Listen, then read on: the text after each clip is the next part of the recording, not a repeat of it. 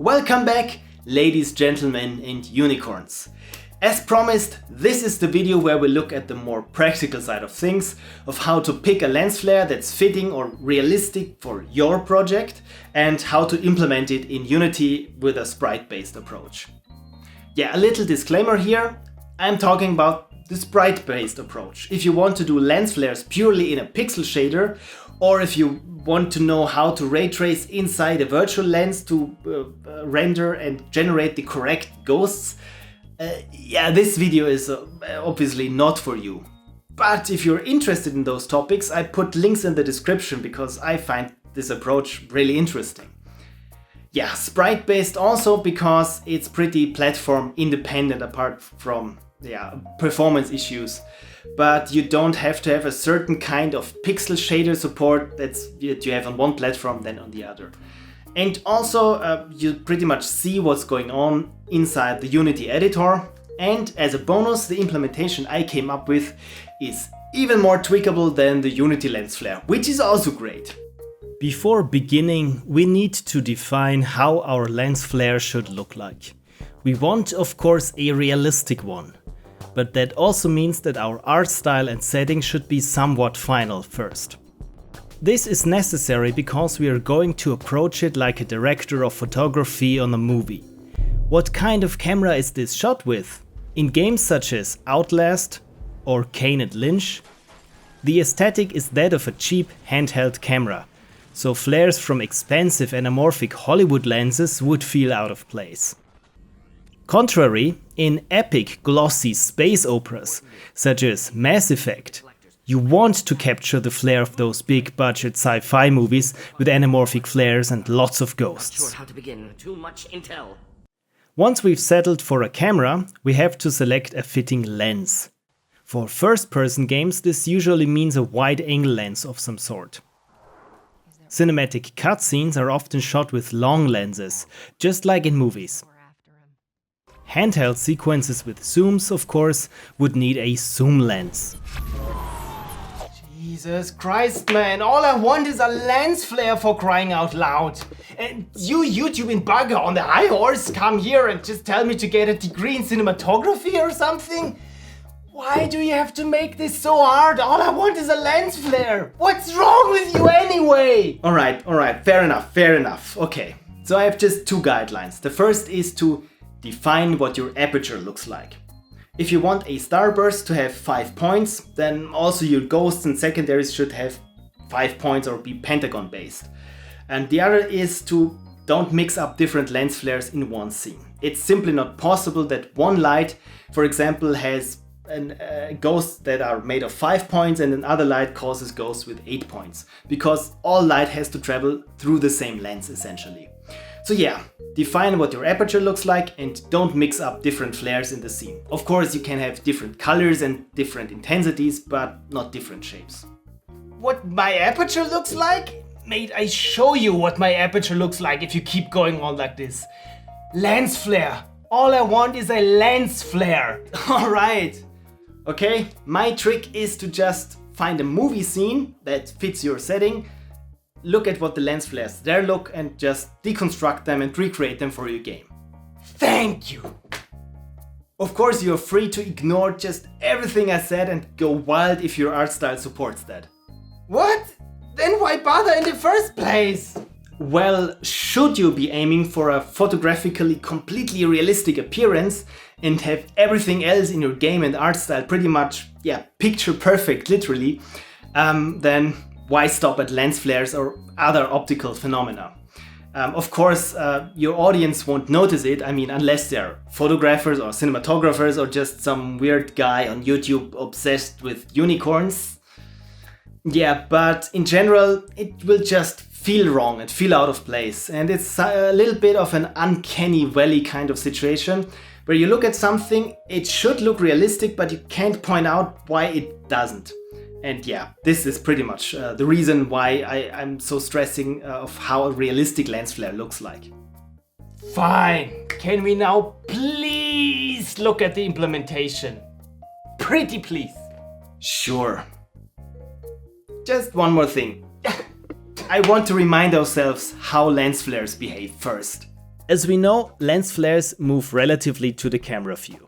It's clearly obvious that all the secondaries and ghosts are on a straight line that runs from the light source through the center of the lens, that is, the view. For creating our own lens flare element sprites, we can use a lens flare plugin for After Effects, such as optical flares from Video Copilot, and render the individual components with a white light color onto a black stage. Or you save yourself some money for that and just create them manually yourself, like I do here in Photoshop. Just make sure that they are on black and perfectly centered. Bonus points if your image dimensions are a power of 2.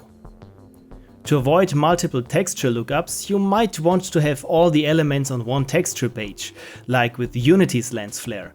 But for simplicity's sake, we keep the elements as individual images for this video.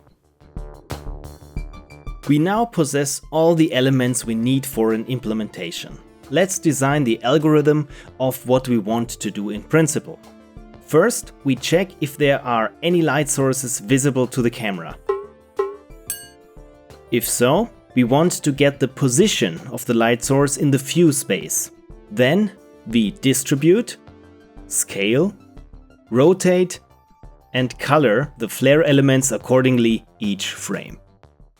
With all that in mind, let's finally take to Unity and look at how I implemented stuff. As I said, I'm no programmer, but I tried my best to keep it as straightforward as possible. Well, we'll see about that.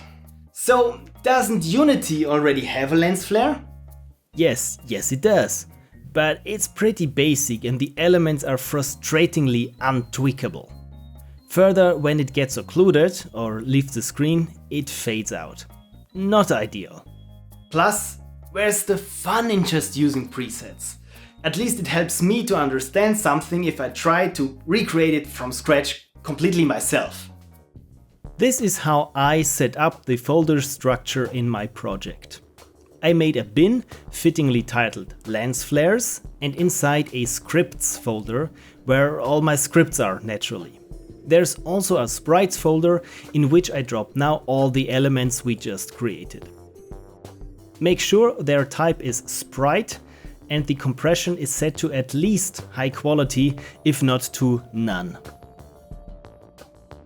The scene itself is just a small test scene with the camera in a capsule and a basic first-person controller so that we can move around.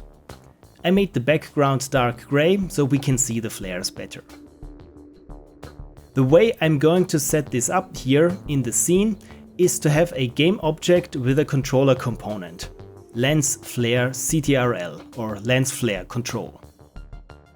This will be our starting point. It also holds a canvas where all flare elements for each light in the scene will get drawn to. So let's drop a reference to the canvas here.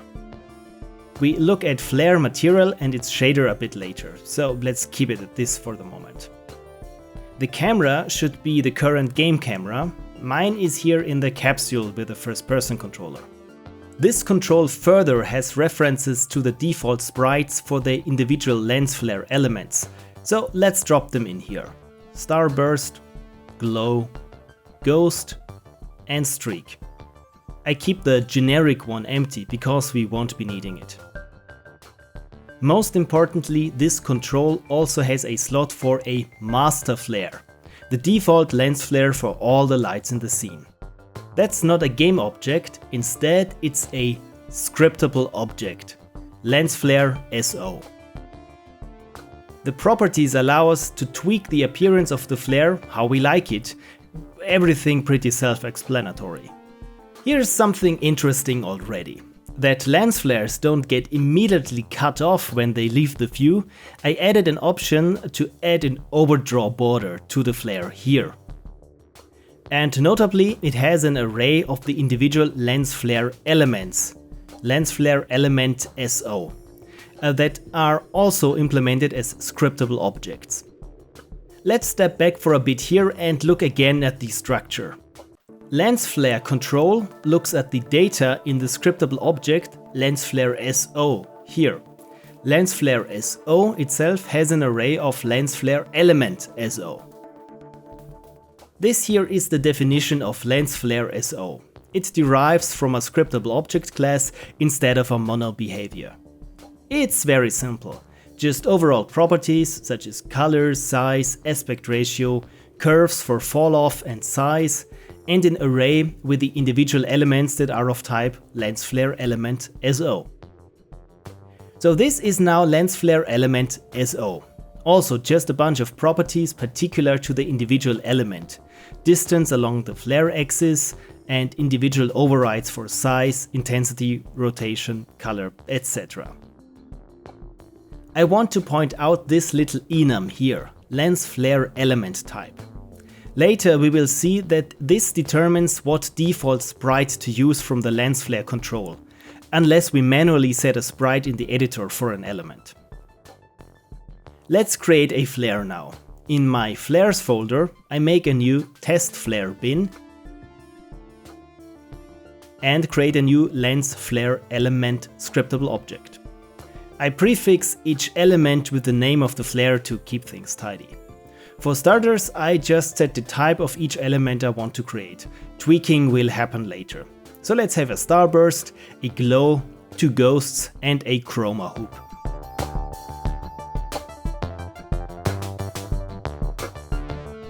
I set the sprite of the chroma hoop element now to this sprite here to override using a default sprite from the lens flare control. Good. Now let's construct a flare out of these elements by creating a new flare object. I prefix it with an underscore that it always gets sorted on top in the project folder. Now I just add all the lens flare elements I just created to the elements array, and that sets up the flare. It doesn't matter what order they are in, just make sure that no element in the array is empty or bad things will happen.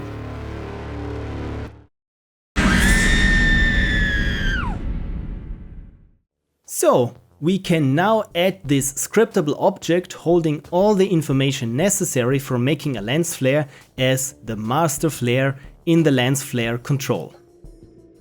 And that's almost all we need for setup in the editor. There's just one thing to add to each light we want to cast flares, but we do that when we get there. Now let's peek under the hood of lens flare control and what happens in the code, step by step. So our lens flare control derives from a mono behavior, so nothing special about that, and we have all our properties here. It just implements 3 methods, and one of which is not a mono behavior. So what happens on awake? Well, not that much. This code here just checks for the presence of all the properties that we need, master flare, canvas, and if not, it either tries to find them, such as here in the children, and if not, it displays a warning in the log, just to have things tidy. And the only thing that it does is call this one here, recreate flares from scene lights. Good. First thing it does here is that for every game object in the scene that's in the canvas, it gets destroyed. So in case there are some leftover elements from who knows when there, they get destroyed just to be safe. Then we pool all the lights in the scene in this lights array here. Then we step through the array and for each light have this code here execute. We get the current flare and now we check for overrides. I have here a class that's lens flare lights overrides. Just have a look at this one here. This is very simple. You can just attach this to a light if you want to provide an override flare for some reason, or if you don't want it, the light to have a flare at all. So this is very simple, and this one just checks if this is present, and if it has no flare, then it just steps out of the loop and continues with the next element. And if there's an override flare, the current flare that was set here to the master flare gets overridden. Yeah, next thing we check for colliders. So we need colliders because when we check later for occlusion, for something that's between the camera and the light, we shoot array. And to know if something is between or not, we have to add a collider to each light we want a lens flare. So if there is no collider in a light, we just display this message, so we know the reason why something isn't casting any lens flares. Good, if we are here, we create a new game object, which will be a lens flare object class. This will be the biggest and most substantial class here in this lens flare project we will get to in a bit. So it just creates a new game object and attaches this component here. And in this component it sets the control. So the lens flare knows who the lens flare control is. So it's this. Who the owning light source is. So I call this owner. So every time we see owner, it means the light source. And what flare to display. And it adds this object as well to the objects list we have here. I'm not using this list for anything else right now, but maybe at some point I will, and this is why we have this here. So this was the lens flare control. Most importantly, as I said, is now this lens flare object that gets created for each light separately. So let's have a look at this. As I mentioned, lens flare object now is the biggest class where most of the stuff happens, but at the very base it is simple. It reads the data of the lens flare scriptable object and all its elements and creates sprites in the lens flare canvas and updates their appearance each frame based on where its owner, the owning light source, is in the scene, or rather in the view. So to see the class here as a whole, if I zoom now here out, we have here of course as always our properties and start and update, and those are my private methods which deal with getting the flare origin, the visibility of the flare, and updating the appearance. So let's step through this step by step. In the start, as with the lens flare control object, we have here just some checks whether everything is in order, and if not, we get an error or a warning. Next, we assign the camera from the control here to this local variable because we'll be needing the camera a lot further down. And I create here two new arrays, which are, one is for the canvas objects that are the actual game objects that are going to be created in the canvas, and their image components. So I don't have each time when I want the image component to run a expensive get component. So I just can look up the same value, the same index in the array here from the objects to get to the image. For the length of all the flare elements we have in the flare, this flare here, by the way, very important, is the lens flare scriptable object. So each time we see this prefix flare, it means it refers to the scriptable object we have assigned as the master flare. For each element now, we create a new game object and give it a name so we know in the scene view when the game runs what it's called. We add an image component to it, switch off the raycast target because we won't be needing this, and apply a new material. So this should be the point where we will look at the flare material and why this is important. But first I just finish this code block here. So this line here just makes it the child of the canvas. And we store the actual game object in the canvas objects array and the image component in the canvas images array. Good. Now let's have a look at this material here. Lens flare always makes an image brighter, never darker. In Photoshop, this blending mode fittingly is called add. For us, it means that each pixel of a lens flare element should be added to the color of the pixel underneath it. The more elements there are on top of each other, the brighter it gets until it's just white. But in Unity, there is no shader that just lets you do exactly this. So this material is very simple, it just has a color and a texture lookup and is of the shader type unlit additive blend. So let's have a peek at this shader here, and it also is very simple. The important bit is this blending mode here that says blend 1:1, which adds source and target pixels together. The line combine texture times constant multiplies now the color in the material with the color in the texture, so it also works for colored light flares. If you couldn't quite follow, let's do this here step by step in Photoshop. So I put here now a red color solid on top of a white flare. The red color would be the color of the shader, and the white flare would be its texture. Now I set the blend mode to multiply, which is the combined texture by constant here in the shader. Multiplying a pixel with another makes it darker, never brighter. The result now is a red flare. If I take it now and put it on top of a target image, I set its blend mode to additive. And this is what in the shader this blend 1 means. So in short, I multiply the texture of the element with a color and then do an additive blend with the target image underneath. Good, now let's get back to our lens flare object, and we're finished here with the start method. So what happens now each frame in this object here? Well, of course it calls the update function. And right off the bat here, the first thing we set is the local variable current range. A lot of these functions here will use current range, so this is why we set it here in update in the first place. So in the flare we could say if we should get its range from the light source, and if yes, just take the range of the light source, or if not, if this is not ticked, we just get the range here in the scriptable object. This is until what distance to the camera the lens flare will still be drawn. So once we know the current range, we can start looking into whether to actually display a flare or not in the current frame. To avoid wasting CPU cycles, I check for 3 conditions which all must be true. The first of which is the light in range of the camera? If the current range here is exactly 0, it means its range is infinite, and so yeah, it will always be in range, so this would be true.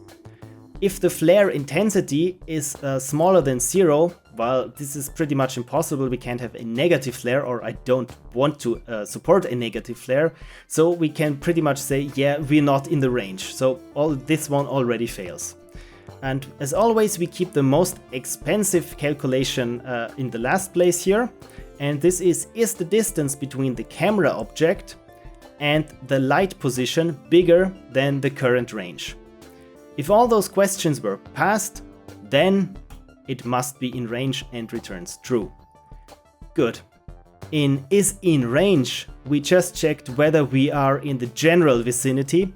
Now we check if the camera is actually facing towards it, plus a border around the current screen so we don't cut off a flare completely. The first pixel, then it's out of the view. So, is visible to camera, we have here the camera and the border. We convert now the world position of the light to the viewport position of the scene, as it is seen through the camera. This returns a vector 3, and we don't get pixels, but values from 1 to 0 for anything that's visible in the viewport for each of those coordinates. The view rectangle consists of x, y, and the width and height in pixels, which we store in the rectangle, well, rect. Usually x and y should be 0, but I'm rather safe than sorry. The next check is whether we are facing our backs to the light source by testing if the z coordinate in this test is negative. If not, all is good. Let's continue. So these lines here convert the view rectangle to values compatible to world to viewport point and add the border to each side. Finally, we check if the viewport position of the light source lies in between what's in the view and the borders, and if so, we return true. If everything fails, well, then the light must not be visible to the camera. So now we are in the range of a light and also have its position somewhere in the viewport or the border around it. But we still have to find out if there is something in between the camera and the light source. And for this we cast a ray from the camera towards the light and check if it hits something. And this happens in is not occluded, and the owner is the light source. The length of our checking ray is the range of the flare, because at this point we know that we cannot be any further away than the range from the light source. To get the direction of where to shoot the ray at, we can subtract the position of the camera from the position of the light source. And thanks to some vector magic, this gives us the direction as vector 3. The next line draws the raycast in the viewport so we can check if things are working like they should. We set up now some local variables here to store any object that was hit and the collider of the object that was hit. The actual raycast here now shoots a ray from the camera into the direction we got from here for the length of the ray, which is the current range. And if something gets hit, it stores it here in raycast hit, in this variable here. To get from the collider of this raycast hit to the game object, we just ask raycast hits collider to return the game object, which is the hit object. And if the object that was hit is the game object of our light, well, then there's nothing in between our light and we can say, yes, this one should cause a flare. So we return true, and if anything else here fails, we return false. So once we're in here, we can finally be sure that we should indeed draw a lens flare. But before that, we have to store something in this distance factor variable here. This calls the method getDistance from camera 0 to 1. So what does this one do? In getDistance from camera 0, 1, we sample the distance from the camera to the light and divide it by the range of the flare. This gives us a value between 0 and 1, where 1 means we are exactly at the end of the range and 0 means we are practically in the light source. So the distance factor is the percentage of how close within the flare's range we are to the light source. Something we'll be needing quite often here in the appearance methods down the line. Next, we step through the array with all the canvas objects, all the images, and just activate them, so they are sure to be visible. Before we look at what happens next here, let's examine briefly what happens if a light is out of range, outside the viewport, or occluded, which is this block here. In this case, we also step through the array with the canvas objects, but deactivate them all, because there's no need for them to be drawn when we can't see them anyway. And the distance factor here is just 1, which means we're on the brink of being outside of the range. With these method calls here, we get to the interesting part. Well, after this one here sets the correct sprite for each element. Now let's get to set element sprites. Looping through the array of the canvas objects, we check it against the corresponding array index of the lens flare elements in the lens flare scriptable object. If the element has no sprite assigned, we check which type of lens flare element it is, the type defined in the enum in lens flare element SO. So let's have a look at lens flare element SO, and as you recall, it is this enum here. So this is the place where we do all the checking. So is this type set to starburst? Well, then get the starburst default sprite from the lens flare control. Again, to reiterate, we are here in the starburst in the scriptable object and set this one here to starburst, which means that instead of getting the sprite set here, because there is none, it just looks at the lens flare control and uses what it finds here. In this case, it is this image here. And this also happens for glow, ghost, streak, and generic. If sprite is null, only then it switches through. If we have a sprite assigned in the flare, well, it takes the sprite it finds there.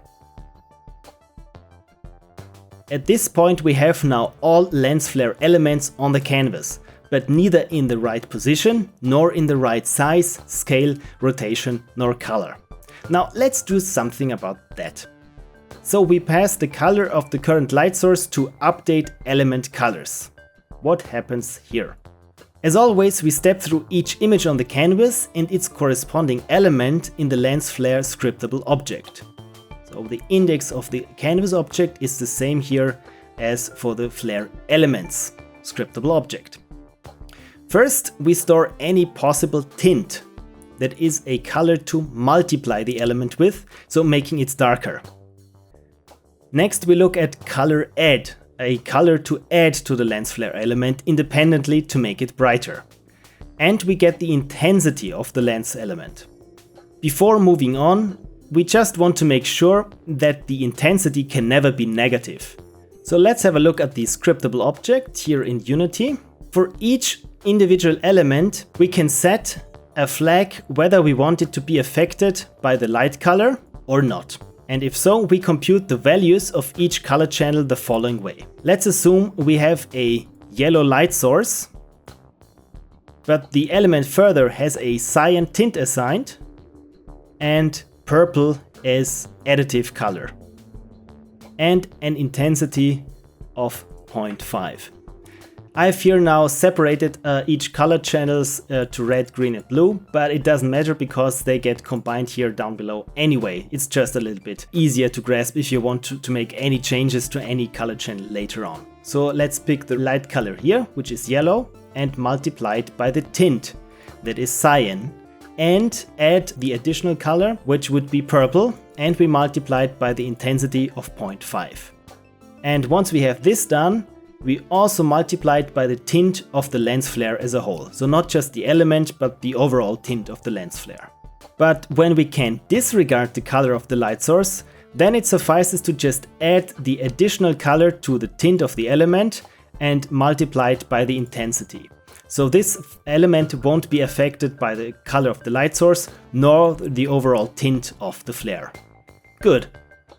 So once we're down here, we'll combine all these three channels here into a new temp color. The next block deals with the fall off of intensity should the flag have been set in the lens flare. The flare shader does not support transparency for fading flares, but it doesn't need to. Multiplying something with black has the same result. The darker the element gets, the more transparent it will become. Intensity Multi now takes the animation curve from the editor and evaluates it at the percentage the camera is in the light's range. And this one here, because the default animation curves in Unity are flipped horizontally, it's necessary to flip the distance factor and clamp it between 1 and 0 for good measure. Just to show you, here are the default curve presets in Unity, but instead of course it would be much more like this. When you have a light source here, this axis here now should be the intensity of the light source, and this axis from 0, where we are exactly in the light, until 1, when we are at the end of its range. This should be, our distance to the light source. So ideally I would have to have the curves like this, but the default curves are like this, and I think it's more practical in the code to just click here and have a different fall off than to flip the curve manually here as a user. This is why this flipping of the curve happens here. Now we mix the temp color with black by the amount of the current position at this animation curve. So just to reiterate stuff, if we are here, which is almost close at the light, we will just add a little bit of black, almost invisibly, make it a tiny bit transparent. But should we be this far away from the light, at about 90% away from the light center, like 95% of the color should be black. This is what happens here. This is a linear interpolation between the color black and the current temp color. At this point we now have the intensity and the color of our temp color. So we can assign it to the color of the image and, importantly, to the material color. And this happens for each element. So let's return up. Good. We now have all elements with the correct color. Next up is positioning them according to where in the viewport the light source is. So the result from getFlareOrigin gets taken as a parameter here for the update element positions. Just have a quick look at getFlareOrigin. This one here just transforms where on the screen the light source is to screen coordinates. And this is just an X and Y coordinate pair between 1 and 0 if it's in range. So this is the flare origin that gets passed to update element positions.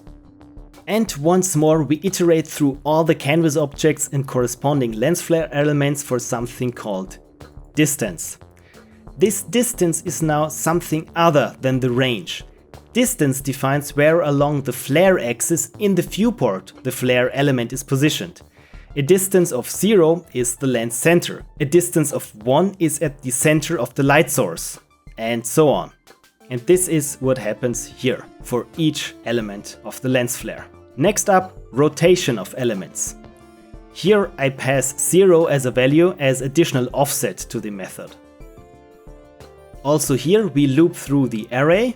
For each element we calculate a new angle, that is the rotation offset, in our case that's 0, plus the current rotation of the element.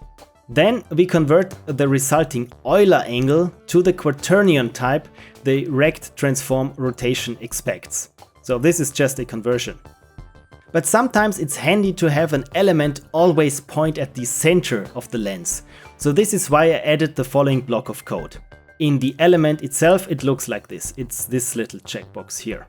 To get the direction from the element's position to the screen center, we can do it just like before when trying to find the direction in which to raycast. That is by subtracting the position of the element from that of the lens center. By the way, this is a vector 3 of the lens center, and if we look at the lens flare control, I forgot this before, this is what happens on each frame in the lens flare controls update. It just recalculates the center of the view as vector 2 and vector 3.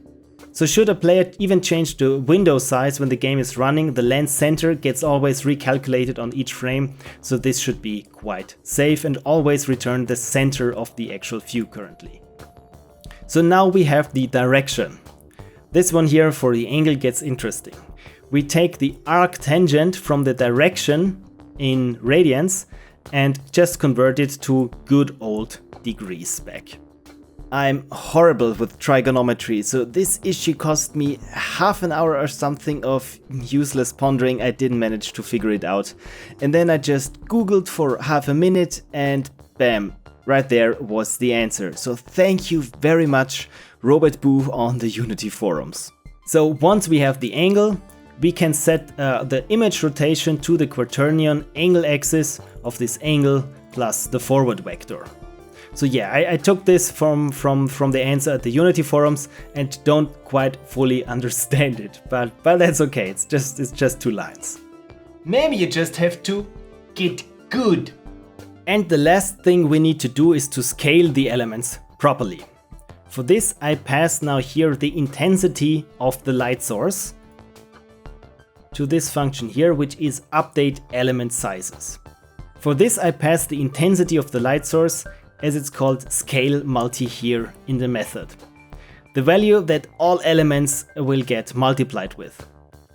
First thing I do here is set distance multi to 1.0 so that it is always 1 in case this one here doesn't run. And what happens in this if condition? Well, it checks if the flare uses the scale fall off or not. We have a look here in Unity. The scale fall off, which would be this tick box here, is pretty much the same as the intensity fall off, but tellingly not for the intensity, but for the scale. So here happens the same thing as with the intensity before. We evaluate the animation curve at the given distance that we are from the light source, and yeah, just flip this animation curve horizontally and clamp it between 0 and 1. Because I made it possible to tweak the aspect ratio for each element, as well as the flare as a whole, we need to calculate horizontal and vertical scale separately. The vertical size, let's start here with the size y. The vertical size of an element is the product of the flare's overall scale, the size of the element, the scale multi, which is the intensity of the light source, and the distance multi, which is our distance from the light source, or if we're not using it, it's just 1, which means it doesn't get affected. But for the horizontal scale, we also have to take the aspect ratios into consideration. That are the aspect ratio of the flare as a whole and the aspect ratio of the flare element itself. So then we have those size X and size Y, and then we just use this for the new local scale. And this is what happens on each frame. So of course you don't have to do all this each frame. For example, it's very unlikely that the sprites of the elements will change, so you don't have to run this set element sprites each frame. But on the other hand, it lets you tweak the lens flare easily with instant feedback in the editor. So you might want to not allow this in the final version, but for your editing and debugging and developing version, you still have it in here. Of course, all of this code probably can be optimized further and some more bells and whistles added, such as the flare fading out when it leaves the screen until it reaches the end of the safe border around it, for example. So with all that understanding, we can now tweak our flare in the editor. I create a new light and give it a nice green color and add a sphere collider to it. As I said, we'll be needing the sphere collider to check for occlusion. Now let's make a pink light too and run the game. Currently all elements are added on top of a light source. When we move around, occluding them, notice that also the elements in the scene hierarchy get activated and deactivated properly. So let's find ourselves a nice spot and edit our _test flare scriptable object. As I tweak now each element, you see that they update in real time for all light sources, making editing pretty straightforward. The only thing you can't do in live mode is edit new elements to the lens flare, but you can change existing ones. And since lens flare and elements are scriptable objects, it means they keep any changes you make in the live mode, even if you stop it. And this is my implementation of custom scriptable lens flares in Unity. And here we are again. So this was my very detailed breakdown of my implementation in Unity. And I hope, especially for those who don't code, that it wasn't too boring, maybe at least a little bit useful to you. And if you are a coder, thank you for seeing it through till the end. As you know, I'm not a programmer, so I probably made some glaring mistakes or some other things that have much room for improvement. So if you have any input on that, please put it in the comments so that my errors don't propagate. Downvote. So this was all about lens flares. They are our friends, they make our games sparkle, just don't use them incorrectly or overuse them. JJ Abrams, I know you're watching and I'm talking to you. So, cheers. Cheers.